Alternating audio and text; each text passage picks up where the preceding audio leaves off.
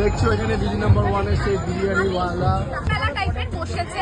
Mainly আমার দোকান আছে বালিতে, সারা হাওড়ার মধ্যে আমারই একটা দোকান, যার দোকান আছে মানে 30 টাকার বিরিয়ানি ছিল, আমি এখন একটু দামটা বাড়িয়ে 40 করেছি। আমার দোকান এখানেই, একটু এগিয়ে গিয়ে দোকান। আচ্ছা তুমি এখানে স্টলে বসে আপাতত কি কি কি তোমার কাছে আইটেম আছে খাবার? আমার কাছে আছে ফার্স্টে দেখাবো বিরিয়ানি, যেটা হাফের মধ্যে।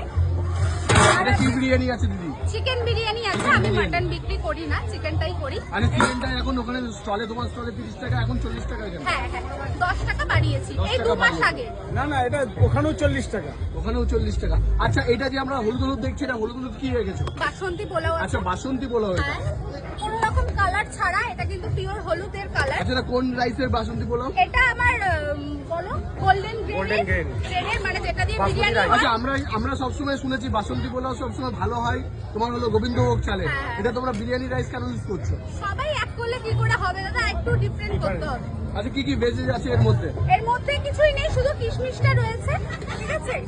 আর হচ্ছে আচ্ছা আর কি আছে দেখো? বাসন্তী পোলাও তো ভেজ তো যায় না, শুধু কারি।